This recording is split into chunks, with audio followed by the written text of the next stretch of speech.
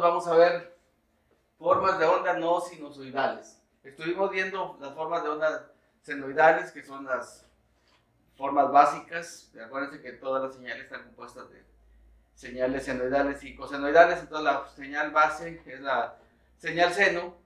Son importantes, en electrónica las usamos, pero también hay otras formas de onda que se utilizan en electrónica que son comunes y que debemos de conocer y que son no sinusoidales. Y tenemos, por ejemplo, formas de onda pulsantes, que en este caso es como pueden ver ahí, es un escalón, es una forma de onda completamente cuadrada. Y debemos de entender estas formas de onda y cómo las podemos usar para tener un lenguaje común y un entendimiento común de esta forma de onda. Muy bien, vamos a iniciar primero diciendo que una forma de onda cuadrada como esta es completamente cuadrada. Se fijan aquí, viene plana, sube, se mantiene, baja, se mantiene. Digamos que idealmente esta forma de onda no tiene bordes, es completamente aquí fina, donde viene y sube. Aquí son 90 grados exactos, 90 grados, 90 grados, 90 grados. Y digamos que es rectangular perfecta, vamos a decirlo de esa forma. ¿Qué características tiene? Muy bien. Tiene amplitud, al igual que la onda senoidal, tiene una amplitud. Cuando la señal hace el cambio brusco aquí, se le llama borde de entrada, donde es el cambio que cambia, viene del cero, digamos, o de una parte baja hacia una parte alta, se llama borde de entrada. Y cuando va de la parte alta hacia la parte baja, se le llama borde de salida. En electrónica también conocemos este punto de aquí, esta subida de aquí, esto de aquí, como flanco de subida. ¿Sí? Cuando vamos de la parte baja hacia la parte alta, o de 0 a 5 volts, por decirlo así en electrónica, le llamamos flanco de subida. Y cuando vamos de la parte alta hacia la parte baja, a este punto de aquí, le llamamos flanco de bajada. Estos son términos que debemos conocer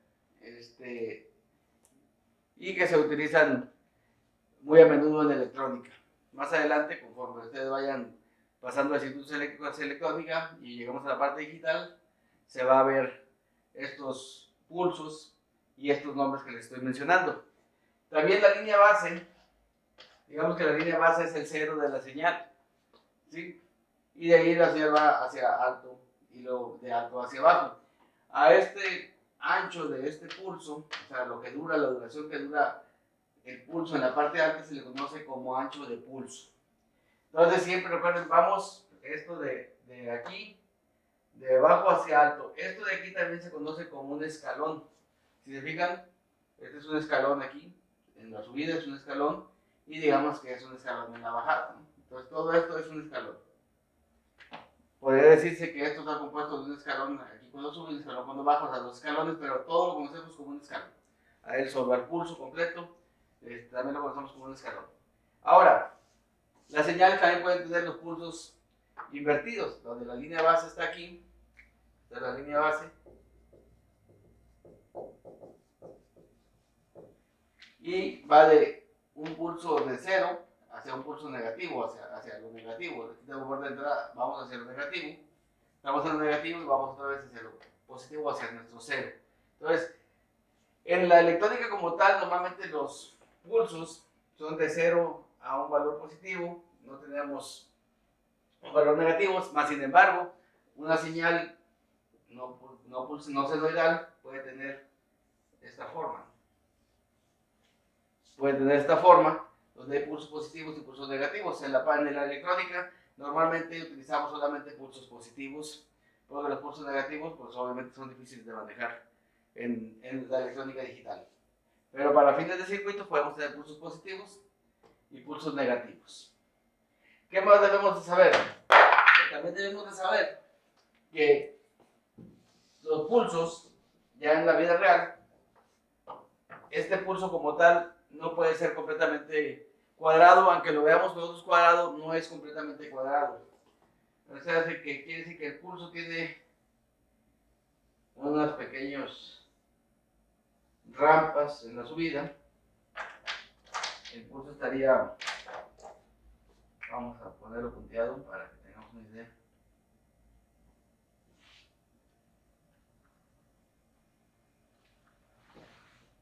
Ahí estaría el pulso. Entonces, ese pulso, ustedes lo pueden ver, ya en la vida real, el pulso no es completamente cuadrado. Eso quiere decir que tiene una rampa de subida y una rampa de bajada. Aquí, el tiempo que duramos de aquí a aquí, este tiempo, vamos a ponerlo aquí, este tiempo se conoce como tiempo de subida. Tiempo de subida. De aquí. Tiempo de...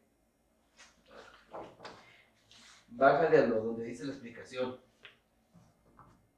Está en negritas todo. Tiempo de subida. Este tiempo de subida se conoce como TR.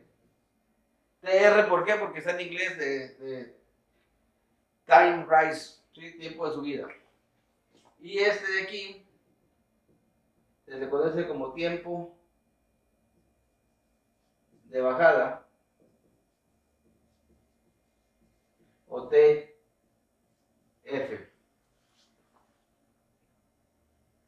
TR y TF. Time rise, time fall. Tiempo de subida, tiempo de bajada. Entonces, el tiempo de subida es el tiempo requerido para que el pulso vaya desde el 10% hasta el 90% de su amplitud. A eso es lo que se le conoce como tiempo de subida. O sea, que es el tiempo que vamos desde aquí hasta aquí. Este tiempo que va de aquí a aquí se le conoce como tiempo de subida, que va del 10% de la señal al 90% de la señal. Y el tiempo de bajada, pues es el tiempo requerido para que vaya del 90%, que sería aquí, al 10% de la señal. Y la amplitud o el ancho del pulso, ese se llama o se le conoce como el tiempo requerido o el tiempo que dura la señal en el 50% de la señal, o sea, de este punto a este punto, es el tiempo transcurrido entre el punto ubicado sobre el borde de caída y de subida, o sea, de subida y de caída de estos dos, con un valor del 50% de la amplitud. Esto lo voy a poner aquí, arriba.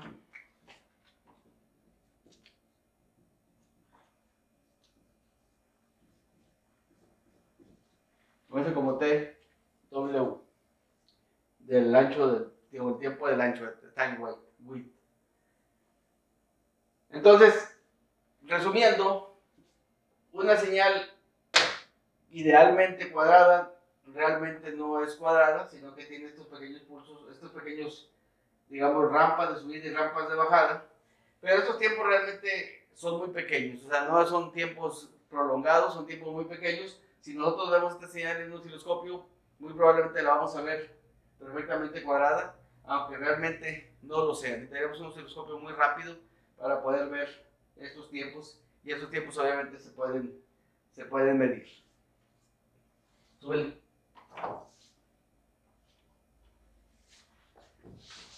Ahora, estos pulsos, al igual que las señales senoidales, también son repetitivos. Esto quiere decir que tienen frecuencia. Entonces digamos que tenemos pulsos que se repiten con un mismo periodo. Entonces esos pulsos tienen una frecuencia igual definida que las señales periódicas que hemos visto, o sea, tienen un periodo. Tienen un periodo que se llama T, y obviamente pues tiene una frecuencia que está dada por el inverso del periodo. Con eso sabemos que tiene un periodo. Aquí tenemos el ancho que tiene aquí el pulso, Y al igual que las señales periódicas, obviamente se repiten hasta el infinito. Aquí tenemos una ventaja de trabajar con estas señales. La ventaja de estas señales es que no necesariamente tiene que ser simétrica. En este caso, nosotros normalmente estamos acostumbrados a que este pulso y este pulso tengan un valor del 50%. Que tengan un valor del 50% y eso lo hace verse simétrico. Sin embargo, tenemos uso de estas señales cuando estos no son simétricos, sino que tienen variación. Vamos a dibujar aquí una señal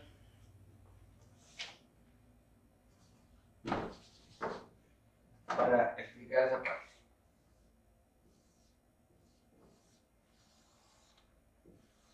La señal sigue siendo periódica, más sin embargo,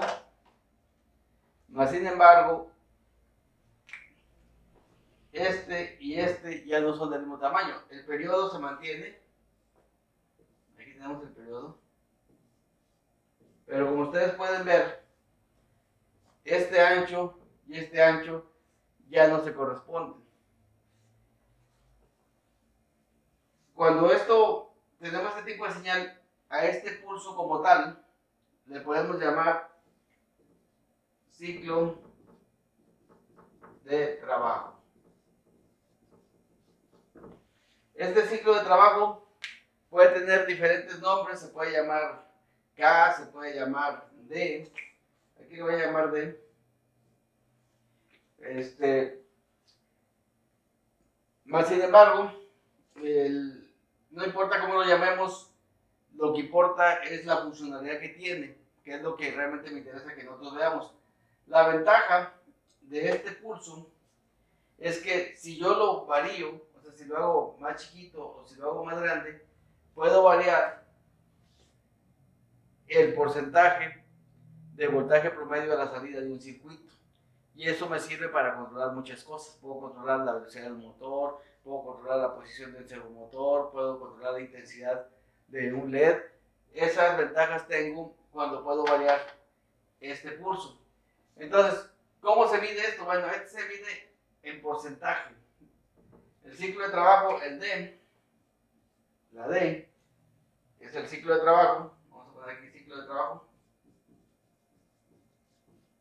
Se mide en un porcentaje que está definido por el ancho del pulso entre el periodo, y aquí digamos que por el 100%. Entonces, D puede valer 1%, 2%, 10%, 20%, 30%.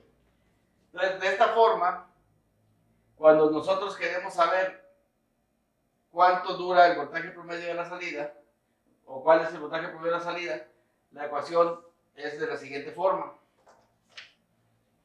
El voltaje promedio de directa va a ser este punto que es la línea base. La línea base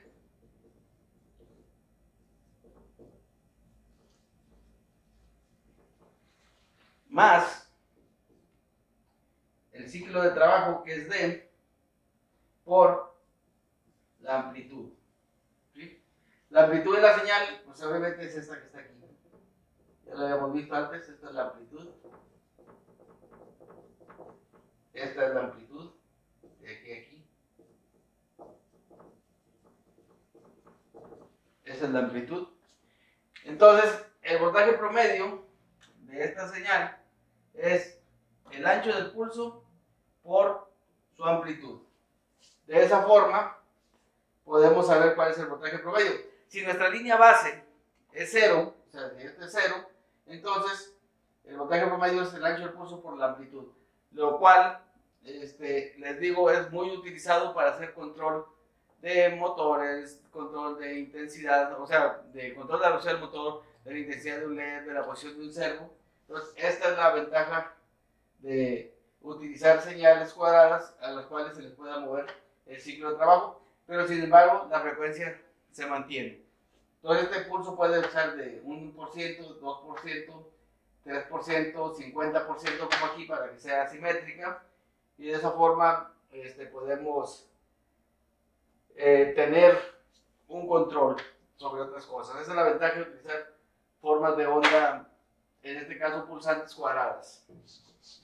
Vamos a hacer un ejemplito para calcular el voltaje. Vamos a dibujar una forma de onda. Vamos a dibujar aquí una forma de onda. Voltaje, tiempo.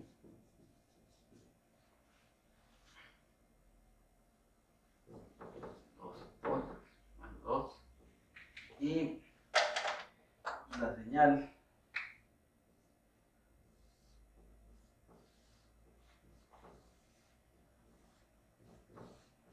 de esta forma. Vamos a dibujar aquí el periodo de aquí a aquí.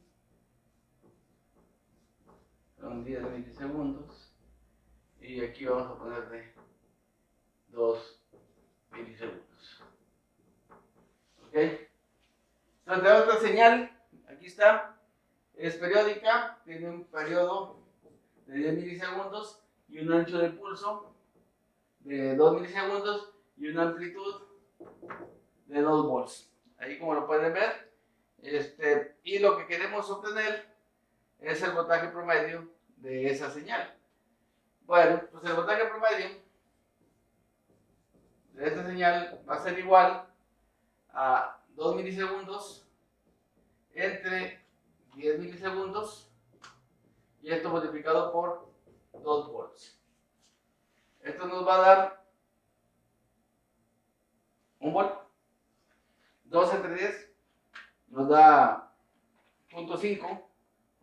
Punto 2, perdón, por 2. Entonces estoy haciendo yo malas operaciones. 0.4. 0.4 volts. ¿Ok? Si este pulso aumentara, para que me salga a 50%, o sea, si fuera 5 milisegundos, pues 5 milisegundos entre 10 milisegundos me da 0.5 por 2 me da 1 volt. ¿No? Entonces, si se fijan, si yo lo hago, por ejemplo, de 7 milisegundos, 7 entre 10 por 2, 1.4, si se fijan. Entonces, si estoy incrementando el ancho de este pulso, el voltaje promedio también se va haciendo más grande. Al momento que el ancho del pulso se vuelve prácticamente toda la señal que esta se vuelve una línea, pues mi voltaje de salida son 2 volts. Entonces yo puedo estar variando el voltaje promedio. El voltaje promedio, recuerden, es el voltaje de corriente directa. El voltaje promedio es el voltaje de corriente directa de una señal. Entonces de esa forma podemos conocer el voltaje promedio de una señal pulsante de corriente directa. Ahora, vamos a hacer otro ejercicio. Aquí nuestra línea base es 0, como ustedes pueden ver. Pero ¿qué pasa si la señal no llega a 0? Si cambiamos la línea base. Vamos a ponerla aquí. Y ahora vamos a tener aquí 6 volts. Aquí vamos a tener 2 volts. Bueno, 1 volt. Y vamos a dibujar la señal en este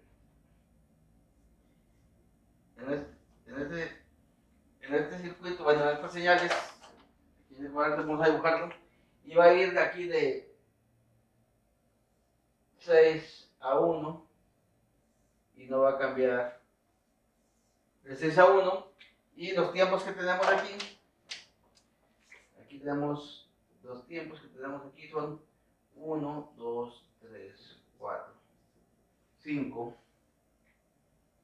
Ustedes pueden ver aquí tenemos 1, 2, 3, 4, 5. Y entonces, primero tenemos que conocer cuál es el periodo de esa señal. Si se fijan, el periodo de la señal, primero tenemos que determinarlo. En el primer circuito yo se lo dibujé claramente. Sin embargo, aquí no se ve claramente. Pero podemos ver cuando una señal completa un ciclo, o sea, de aquí a aquí, esta señal, o de aquí a aquí. Pueden analizar de aquí. 2 menos 0, 2. O 4 menos 2, 2. Entonces tenemos que el periodo es de 2 microsegundos. Y aquí la línea base, esta es mi línea base.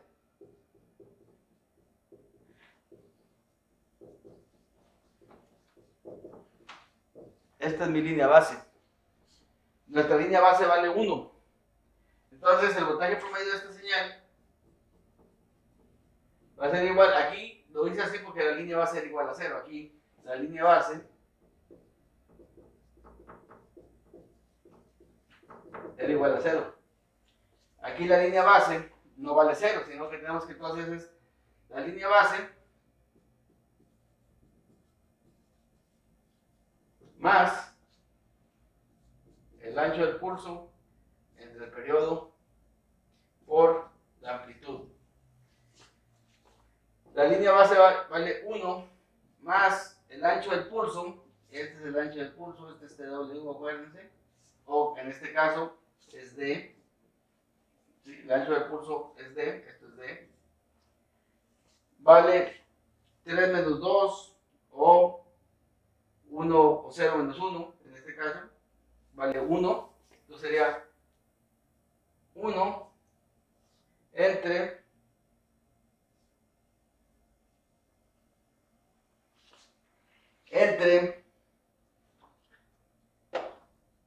2, estos son microsegundos, lo multiplicamos por la amplitud. Y esto me va a dar un volt más 1 entre 2.5 por mi amplitud, que son, esta es la amplitud, 6 menos 1, 5.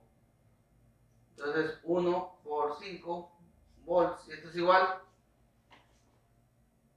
0.5 por 5, ¿no? 1 entre 2. 0.5 por 5, esto es igual 0.5 por 5 más 1, 4.5. 4.5. No, No, 3.5, ¿no? 0.5 por 5. Sí, se me fue el 3.5. Ok, entonces, vale 3.5, aquí lo podemos ver. Esta señal de aquí está al 50% de lo que estamos viendo aquí. El 50% y su amplitud vale 6 menos 1 vale 5. Entonces esta señal, su voltaje promedio son 2.5.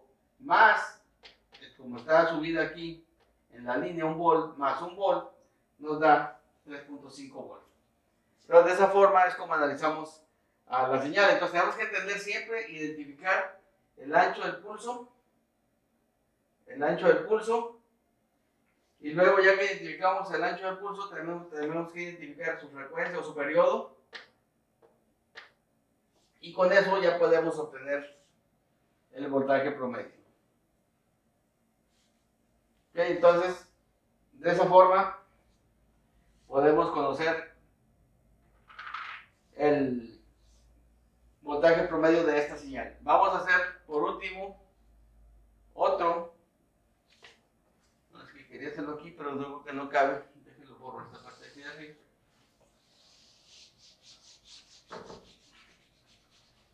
Y otra señal ahora diferente para analizar todos los tipos. Ven, el tiempo, 5 segundos. Tenemos menos 1, 1. Una señal. Ya va.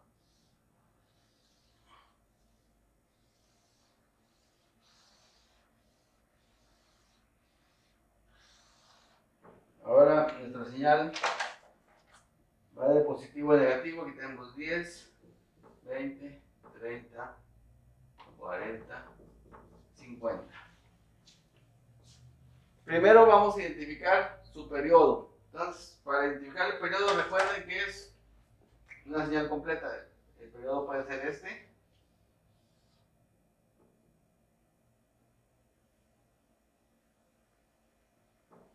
Hasta ahí. O puede ser este de aquí hasta aquí. O sea, ahí podemos identificar los periodos. Este es el periodo. O este es el periodo. ¿Sí? Y podemos encontrar que el periodo es 10 o el periodo es 20 menos 10, es igual a 10, ¿no? Ahí identificamos que el periodo es de 10.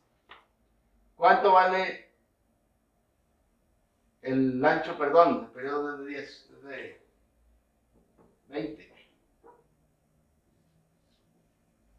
¿Sí? O de, aquí podemos ver 40 menos 20. Pero llega hasta aquí. De aquí hasta aquí es 20, o si lo hacemos 40 menos 20, pues sigue siendo 20, ¿no? Ese es el periodo. Y ahora vamos a encontrar cuánto vale este ancho, que es TW o D. ¿Sí?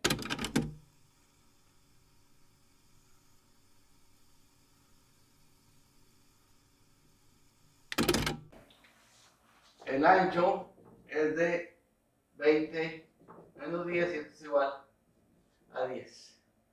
Obviamente son microsegundos, ¿no? Lo que tengo que poner aquí, porque es milisegundos, pero estamos en la escala es milisegundos.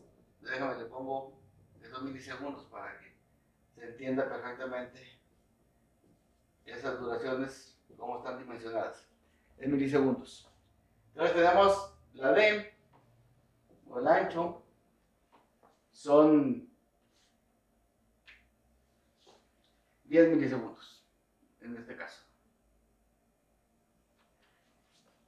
Y nuestra línea base, en este caso, si pueden ver aquí, nuestra línea base está aquí. Línea base es igual a menos 1. Entonces la línea base es igual a menos 1. Menos 1 volts. Ahora, si quiero encontrar cuánto vale el voltaje promedio, el voltaje promedio va a ser igual a la línea base más D por A. ¿Cuánto es la amplitud que tenemos de esta señal? La amplitud es de aquí aquí es nuestra amplitud. Entonces nuestra amplitud vale, la amplitud es igual a este menos este. Será 1 volt menos 1 volt. Esto es igual a 2 volts. ¿Sí? De aquí a aquí medimos 2 volts. Ahora sí, el voltaje promedio. Voy a borrar aquí. El voltaje promedio va a ser igual a menos 1 volt más la D, que vale 10 milisegundos,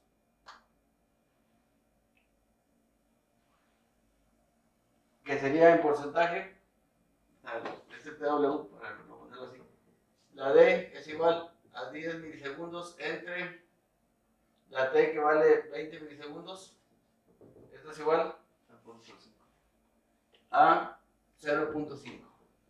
Entonces es 0.5 por la amplitud, que son 2 volts. Esto me da menos 1 más 1 igual a 0. Entonces el voltaje promedio de esta señal es 0.